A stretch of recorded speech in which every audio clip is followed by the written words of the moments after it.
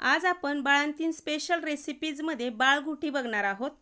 ही बाळगुटी म्हणजे काय, केव्हापासून सुरू करतात किंवा याच्यामध्ये कोणते पदार्थ असतात, ही का द्यावी हे सविस्तर मी येथे सांगणार आहे।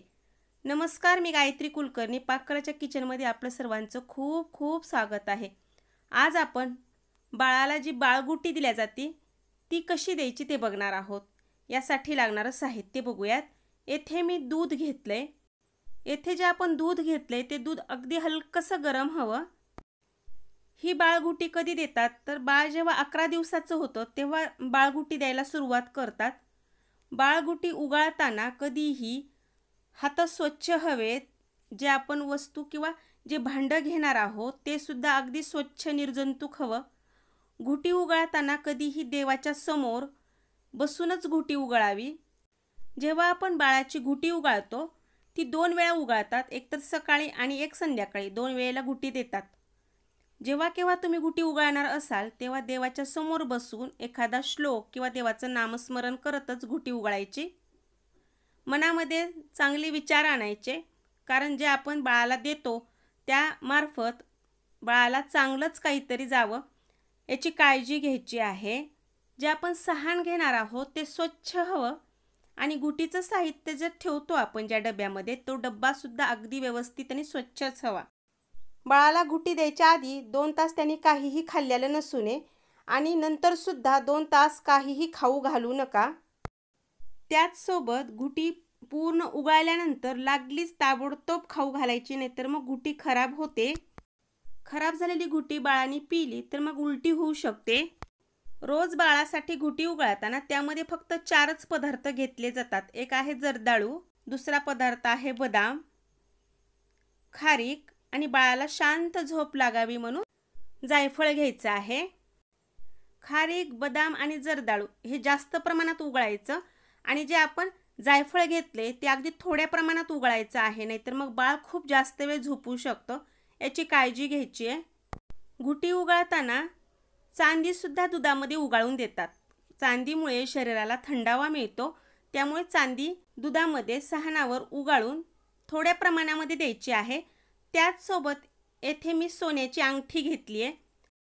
सोन्याची अंगठी सुद्धा दुधामध्ये उगाळून घुटीसोबत खाऊ घालायचं आहे।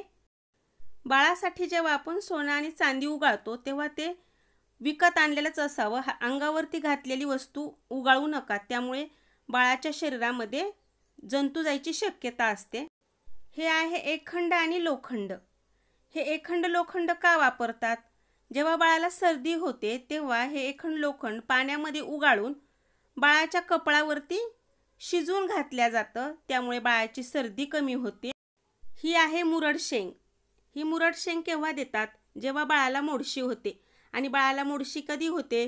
आई जेव्हा वेळी अवेळी जेवण करते किंवा एखादा पदार्थ एक्स्ट्राचा खाल्ला जातो ज्याचं पचन होत नाही, अशा वेळेला बाळाला शी लागते आणि त्या शीचा रंग हिरवट असतो, पातळ शी असते।